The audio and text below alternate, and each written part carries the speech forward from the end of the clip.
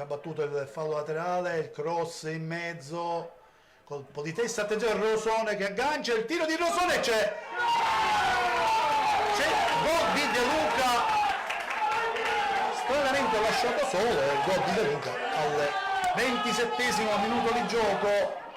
C'era sembrato un po' avanti il giocatore, c'era sembrato inizialmente avanti il giocatore, abbastanza alti in area. Vediamo Caruso, attenzione, arriva e il gol di Lentini che pareggia di nuovo, pareggio dei bianconeri con Lentini, meritato questo gol.